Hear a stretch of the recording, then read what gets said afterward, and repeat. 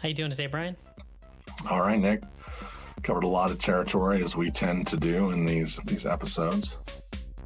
Yeah, we did. We started with this article called The Focus Leader from the Harvard Business Review and touched on everything from EQ to AQ and different books. And eventually we brought it all around to the employee experience. Indeed, and tied it up neatly with a little bow. And it's a great topic that we had today. And the fact that we bounced all over the place just lets you know that employee experience is just not some checkbox with a 1 through 10 that you send in a survey to employees, and encompasses so much more stuff than just sending out a survey and saying, would you still work here? If you were applying for a job, would you apply? It's about being more proactive and being a bit more self-aware. And it really is the backbone of successful organizations. And ultimately, it's the key driver for positive client experience. So with that, I think we've got enough preamble to set the stage for what this episode's all about. All right, with that, let's just get on with the show.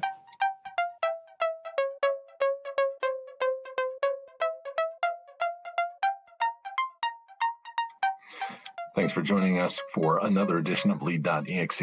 I'm Brian Comerford in Denver, Colorado. And I'm Nick Lozano in Washington, D.C. And here we are in seasons mode. So thanks for joining us on this edition of what we are calling season 3. I don't know if that's really what it is, but we're sticking to it. That's what we've decided to call it. So that's what it is. This is our first foray into season, so I don't even know what episode this is, but thanks for joining us. That's right. Part of what this program was, the foundation that this program was really built on, is leadership and technology. And we've always said that we kind of address those topics in broad strokes, but there's certainly two areas of passion for both Nick and I. And we felt like it was a good opportunity to bring that back home. There's a lot of dimensions that we can explore on that theme. Yeah, and I think it goes, like you said, there's just a ton of stuff we can explore with that. And we had been discussing before about returning to work, and we touched about this a little bit. And I don't remember what episode it was, but we talked about this shift of how, like, we're seeing people being vaccinated. For anyone's not listening, you know, it is June of 2021. So if you happen to be listening to this sometime in the future, we're coming out of the midst of a pandemic, at least here in the United States, with tons of people getting vaccinated. And we discussed about the ability to work from home being a benefit. And we touched on a little bit of the employee experience. And we didn't really dive too deep into it. And you shared this article with me called The Focus Leader from the Harvard Business Review, which had a lot of good takeaways in it. And one of them was focusing on yourself and self-awareness. I think when we talk about employee experience, sometimes we forget to think of ourselves as well too, because we're part of that employee experience chain as a leader. No matter what position you are, if you're leading people, you know, the focus you have on yourself tends to drive down to others. So if you're in a bad mood and like not having a great time, people have a tendency to put that down onto other people.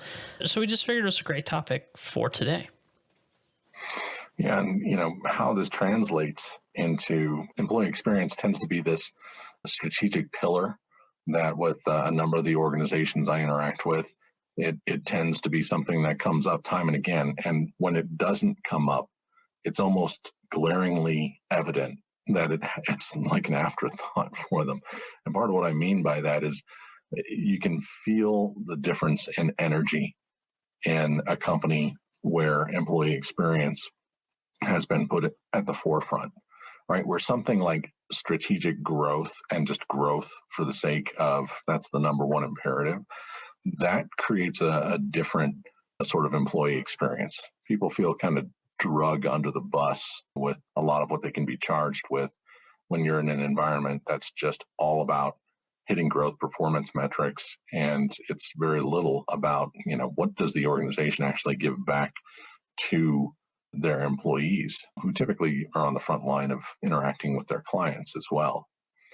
Part of what I liked about this particular Harvard Business Review article is it breaks things into these three separate categories, right? Where it talks about focusing on yourself, focusing on others, and also focusing on the greater world around you. And all three of those things have some pretty critical elements to them.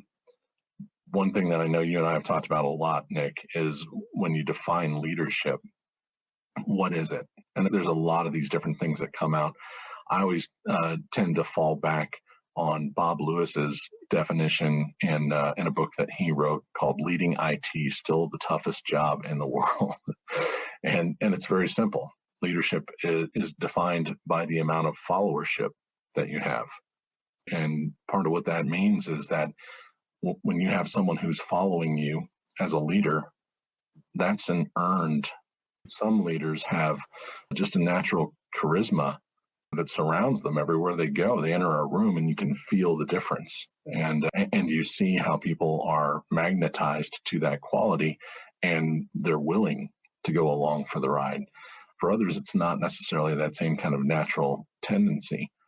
But one thing that does not create followership is when you're inauthentic, when you're contradictory in the things that you say, when you don't have a clear understanding of what goals and objectives are for your team or what the mission is for Mm-hmm. your department.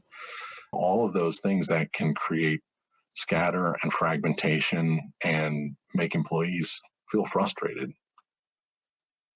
Yeah, and I think you touched on something that's a great topic for us to talk about: authenticity, right? And we hear this a lot, right? Just be yourself, be authentic, and people will cling on to you. And you tend to hear it mostly in the social world or the marketing world. They're like, hey, like, we're just trying to make this really authentic so that people can latch on to see who you are.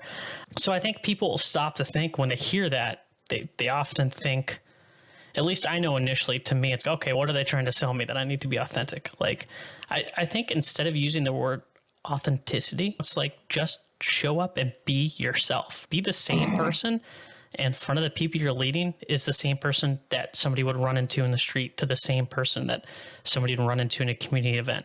Just bring the one and only you, the same person you are when you're not at work. And people have a tendency, a way to tell when people are faking it. Be honest if you don't know how to do something. I can't tell you how many times I've said I don't know. And that's a powerful thing to me, at least. It's okay to not know everything as a leader. That's why you have a whole team of people. If you knew everything, then like, why would you have a team? And nobody knows everything, right? So I think that authenticity, or just being yourself, is really important. And that's why I'm glad you brought that up. Certainly, whenever you hear the phrase, we need to make it authentic, chances are it's not going to be authentic. Yeah. And that's why I said, that's why I don't like the make it authentic or be authentic. It's no, just be you. Be who you are all the time. And to me, that just makes more sense instead of being authentic, because you're like, then you stop thinking, what is authentic? I like the way Simon Sinek talks, or I like Jocko Willink or Bob Lewis or somebody like that. That's great. You can draw from those individuals, but you are still your own individual person with your own individual ideas. And those come across when you just be yourself, right? Sure, your educators and your mentors, they should have influence on you, and they tend to, even if they weren't the ones that were your favorite instructors. But I think it's especially relevant when it comes to the world of technology and the various types of leaders that you find in technology. In particular, we've seen the advent of a lot of folks who step into senior leadership roles overseeing a technology division that kind of typically fall into one of two categories. They've either got a strong technical acumen, and that background is part of what has propelled them over time to move up the ranks into a senior leadership role, or they have proven effectiveness as a business leader who's also got some form of technical savvy that has then positioned them into overseeing what a technical division might require from a leader. And I've seen both be successful and I've seen both be unsuccessful. And I think, to your point, Nick, being yourself and admitting when you don't know something, those are critical factors, right? Because if you're a business leader and you come in to suddenly leading a technology practice, there's a lot of things you're not going to know. Someone Yeah. might be tossing around terminology about LDAP and you're not really sure what that is. It's important to be able to call timeout and make sure you say, hey, I'm just seeking to learn here. It's not that I need to micromanage every little detail or understand every acronym, but I do want to have enough of a contextual understanding so that if I need to weigh in or you're looking to me for some decision making, that I'm coming from a position where I feel at least adequately informed. I think the same is true for technical leaders. I've seen many who have really wrestled with understanding how to do the inverse of what I just described. How do you take all of these acronyms? How do you take all of these engineering concepts that have a lot of complexity? But for those of us who have worked in the technical domain, we have a fluency in that. And so we tend to be talking at a pace about things that seem very esoteric to others who aren't dialed into that vocabulary. And some technical leaders can't seem to do the same thing themselves in being able to adapt to the language of business. And so it makes it hard for them to then communicate in a way that can be understood to other business leaders, which can make them seem ineffective. This guy's just wonky. He belongs back in the server closet because he doesn't know how to speak to us. Again, I think seeking that type of mentorship where you can have someone from the business side of things who might be able to take you under their wing, because we've heard it now for a while. Technology is the business in most cases, right? Data is the business in most cases. And so it's important that you've got that confluence of understanding and certainly being vulnerable and willing to admit when you need some help or some coaching along the way. I think that's a critical skill as a leader.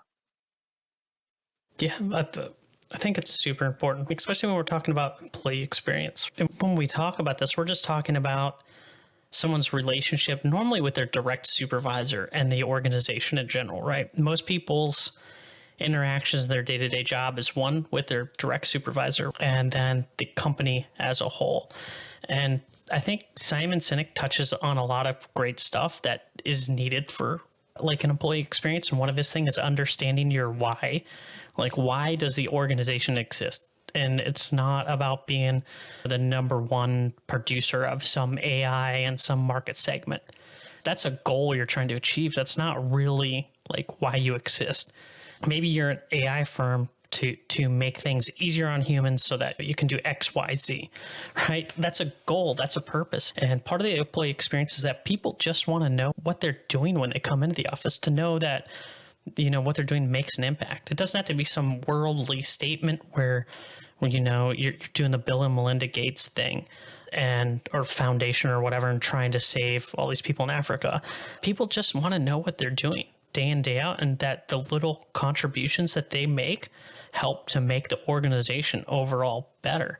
And that's a great way as a leader, is letting people know from an employee experience perspective what they do and how it impacts the organization. And it's one of those things, like, we always see that the studies come out and it's like millennials just want to know what they're doing. That's a millennial trait, but that's an everybody trait, right? Doesn't everybody want to know what they're doing or a reason why?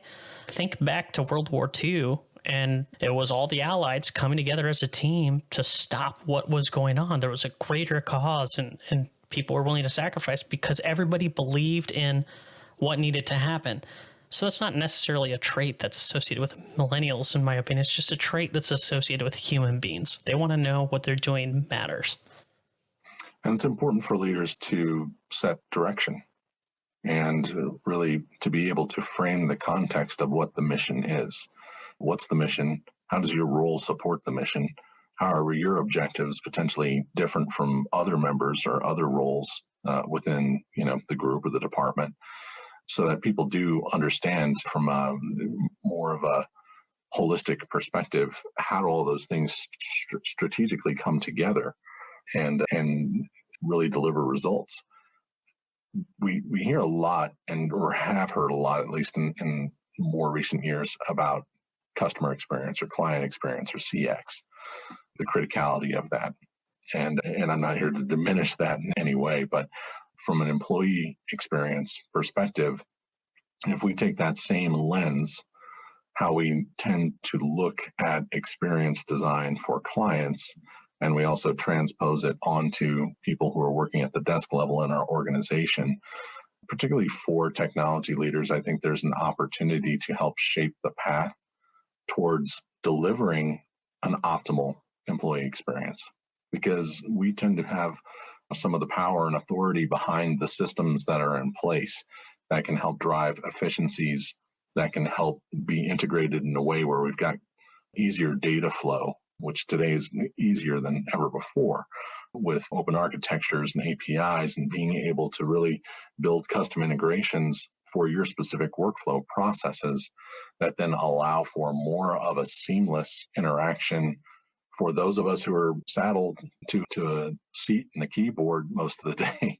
You want those experiences to be frictionless for your employees, just as you want them to be frictionless for your clients, because then you've got happy employees. You've got employees who don't show up to put their fingers on the keyboard or suddenly dreading. I've got this archaic system that I'm saddled with, that I've got all these workarounds just to do the basic things that I need to accomplish. So when you're able to help remove those obstacles, and that's part of what creates great employee experience, that tends to translate to better customer interaction, right? Now you've got more satisfied clients, because the people that they have to interact with in your organization are happy about the things that they're doing, or at least not hindered by them, right? And sometimes that's part of what being a technology leader requires in terms of shaping strategy. Yeah, I think, you're right too. And some of that goes back to the why too, right? If you know your company's mission and its organization is customer experience, and that you go the extra mile to make sure everything is perfect for the customer, you're more willing from a technology perspective to make things harder on your staff internally, because everyone knows that the mission is to make the customer experience top notch, or white glove or something. So then Mm-hmm. everybody already knows what decisions need to be made when you come to those meetings, at product meeting or development meeting, and you're looking at, okay, what items do we got to look at? Well, you instantly know how to prioritize, because you know what the goals of the organization are, so that those are easy wins, right?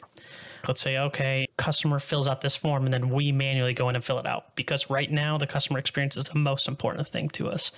So sometimes it is, embracing the suck for a while, and doing those soul sucking tasks, but then fixing it on the back end in a process when it comes up later. So sometimes it's just not all rainbows, but when people are behind the mission and they understand it, they're easier sells as a leader and from an employee experience perspective, because they already know what's going to come if you've communicated those clearly to them and Mm-hmm. frequently. It's not going to surprise anybody when they see that. They're like, okay, here come these forms manually filled in. Okay, we already know we're going to get emails, and we have to manually fill those out. But it's just one of those tasks where, when they know the why and they know the mission, it makes it easier for them to just pick up the slack and say, hey guys, we got this for our customers or clients or whatever you happen to be doing. Yeah, and having empathy. So we hear characterized a lot now as emotional intelligence, but one important characteristic of that is empathy. And having Mm-hmm. empathy for those who are actually saddled with having to embrace the suck, right? Yeah. It's easy to, sit from your position of decision making authority at your desk and not have to be hindered by any of those things, but to have enough empathy. And sometimes empathy isn't something that you can just discern independently. It requires interaction. And one more of those things that I like from that Harvard Business Review article on the focus leader is that as you start to ascend up the ranks in an organization, typically that capability of having empathy, sharing empathy with others starts to get diminished, simply because you're pulled into a very different capacity. A lot of it means that you're not necessarily going out and grabbing lunch with your associates unless it's a deliberate action that you're undertaking, right? And so you miss out on a lot of the chatter. And also, you get shielded from things where those who are now reporting to you, who may have been peers at a certain point, They're not necessarily disclosing details with as much transparency as perhaps they would have if you had been in, a prior role, say. Really having an outward, deliberate intent to interact and to gather information that's really required from a leadership perspective. It's relationships that happen up and down the chain of command at an organization. And you have to have a willingness to take the time to want to listen.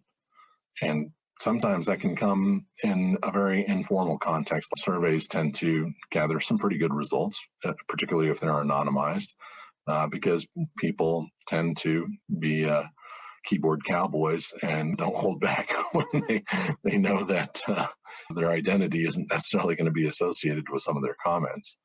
But however you can uncover some of the detail, it's important to surface so that you can bring that into your own context as a leader for both your empathy as well as having a better understanding of where the challenges are that need to be solved.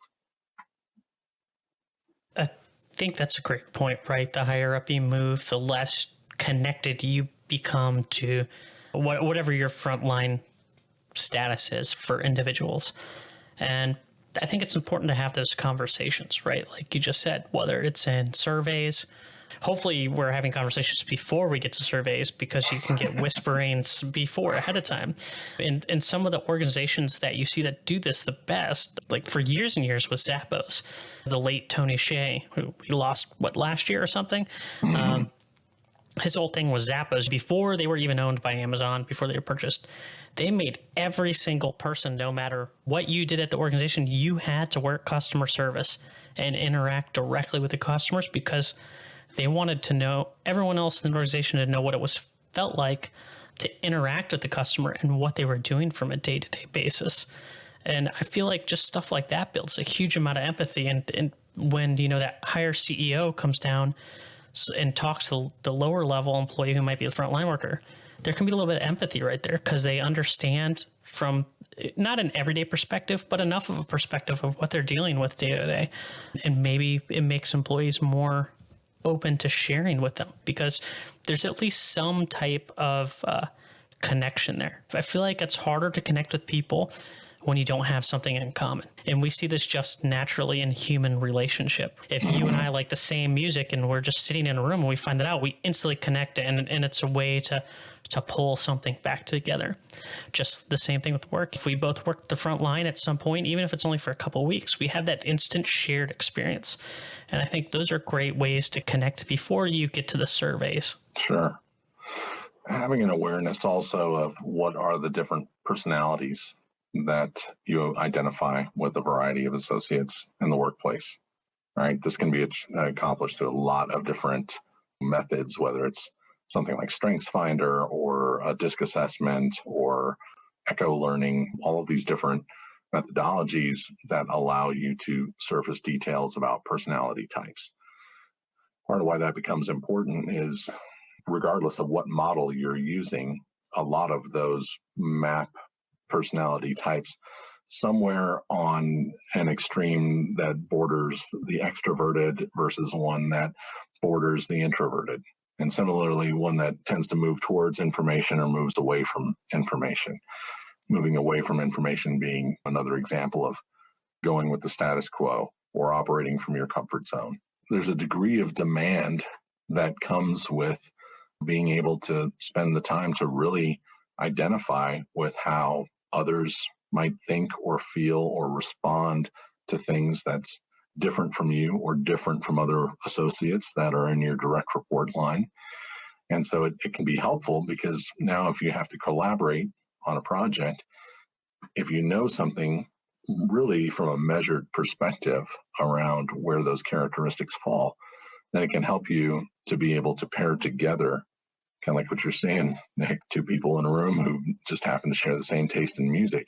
Maybe you don't necessarily want that on a project, but you want some kind of collaborative capability that tends toward agreement. But you may also want someone who is more visionary and someone else who's a little more detail oriented so that there's an opportunity for those two different types of extremes of characteristics to complement one another. Have you found that to be true with associates that you've interacted with or teams that you've been on?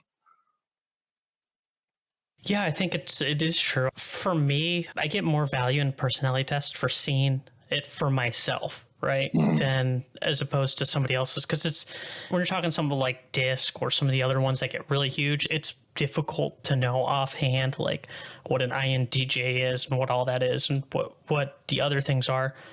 But it's easy to know what yours are. And I think even aside from personalities too, when we talk back to Peter Margaritas, who we've had on our program a few times, and he would adapt the improv. And it's like when you're sitting down listening to somebody speak, are you listening to understand them, or are you just listening and waiting to interject for your moment to respond?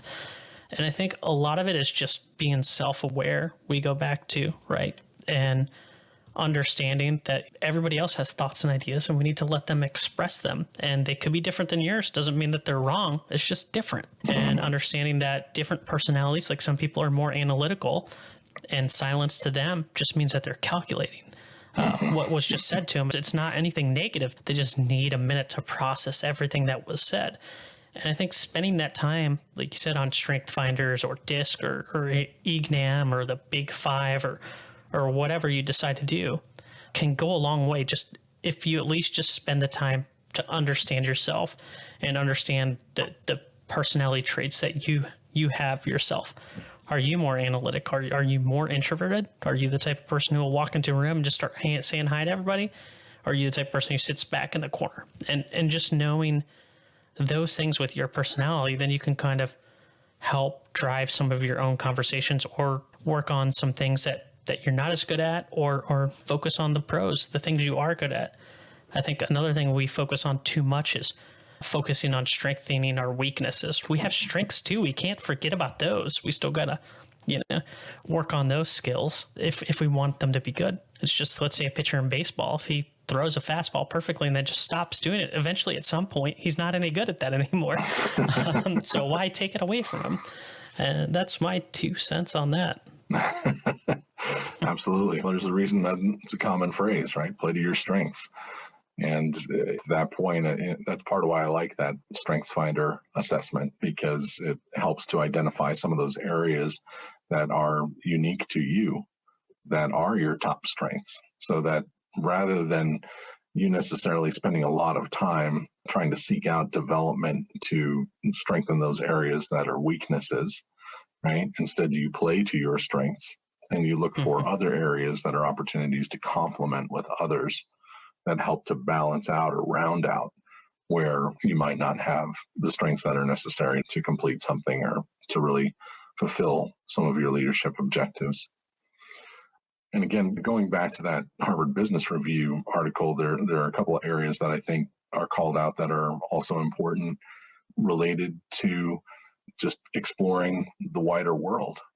And a lot of organizations are sales based, and sales based organizations tend to have a lot of one type of personality that falls into their sales group. And it tends somewhere between the influencer and the dominant, if you're using DISC assessment as a reference point for it. But you often hear the term the alphas. People who are out there who are really, they love the attention of interacting with others. They love to build relationships. They thrive on time that they're spending with other people. And they really start to feel diminished when that's taken away from them. So the pandemic has been, I think, rough for some of those types because they're missing out on their mojo. They need to be in those social settings where, they can just gab, and that's where they draw their energy from. But conversely, there are more introverted types, and it's the opposite for them. They tend to feel worn down pretty quickly if they have to fake their way through being interested in a lot of social settings or big corporate events or those types of things that it takes energy from them. It doesn't help them regain their energy. And so part of what I think is interesting in that Harvard article on the focus leader is it talks about the exploitative and the explorative nature, right? That there's this dichotomy that's at work, and that dichotomy is actually in all of us. And we Hmm. do actually need fulfillment to a certain degree, flexing back and forth, whether you call it extroverted versus introverted, exploitative versus explorative. There does need to be time where you dial back your level of interaction with others so that you can be more reflective and you can take in information in a different way, where you have control over the pace in which you're receiving it. And then you can sit on it for a while and allow it to gestate or ferment so that some of those new ideas can bubble to the surface.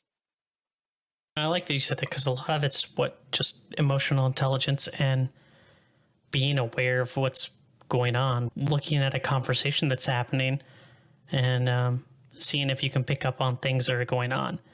And I think a lot of it is if you just keep the communication open. Everyone always says, I have this open door policy, which is great. But some people are introverted, even if there's an issue, might not reach out to you if there's a problem. So you, as a leader, you should probably still be a little bit of proactive and just checking in on people. I'm big on just having regular conversations with people. Just what was your weekend like? But like, what hobbies do you have? What interests you outside of work to open up a little bit so that they can understand both of you as people, right? Because if I'm a senior VP of something talking to an associate, there might be that nervousness from the associate level person or a frontline worker that they're talking to a VP who's 8 bosses up. But if you just have a conversation with them like your people, if we just walked up on the street and we just happen to work at the same place and try to develop that relationship and understand them from a personal level, I think helps a lot with that too. And we're getting right back to the emotional intelligence side of everything. And it seems to be super important when it comes to that employee experience.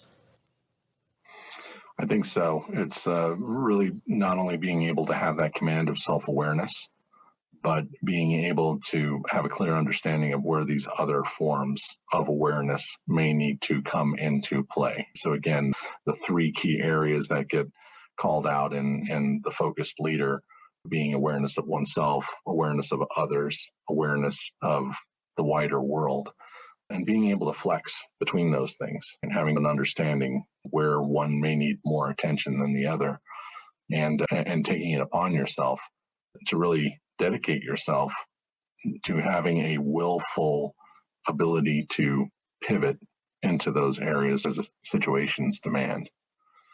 So I know we like to reference a piece of media every time that we do one of these episodes. We've been talking a lot about the focus leader and this edition of Harvard Business Review. What else surfaces to mind for you that aligns with some of this topic? Yeah. So I would say for me, when I think of this, and really I'm going to go to, it's probably a really weird book, right? For this, but there's this book called Musashi, and I don't know if you're familiar with Musashi. It's supposed to be like Japan's greatest samurai ever. Sure. And Yeah. they transcribed like 9 books from Japanese to English, and it's in one like 1,500 page book called Musashi. And he also has books called the Book of Five Rings and stuff like Yep. this. But what is really interesting to read it, and it's historical fiction, right? Obviously he was a real person, but they filled in the blanks and made a story out of it.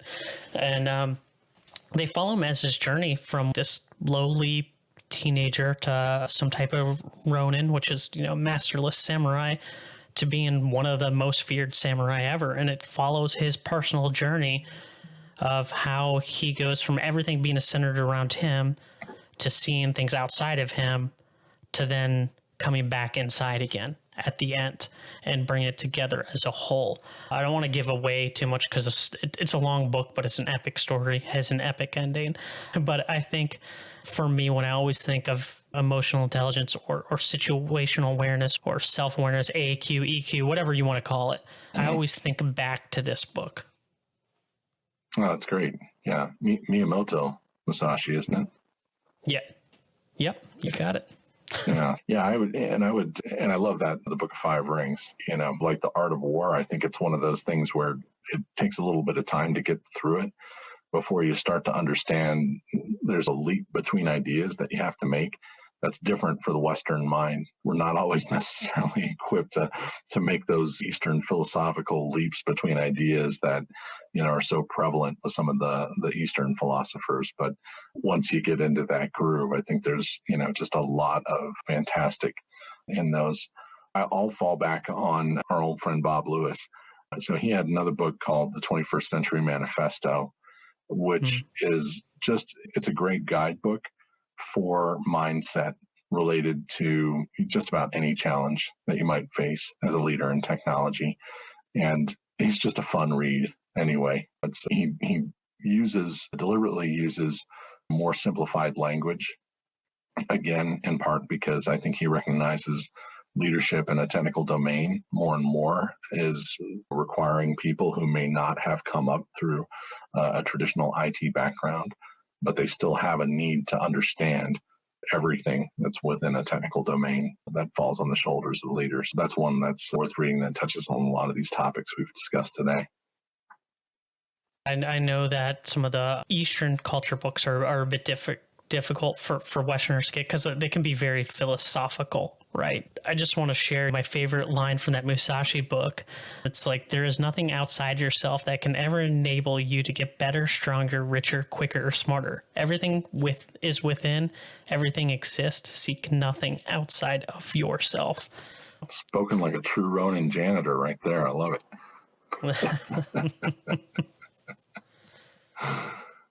With that, I think we've attacked a lot of angles on that topic that I hope are beneficial to our listenership. Yeah, with that, we'll just close out. Thanks for listening, everybody. Thanks, Nick.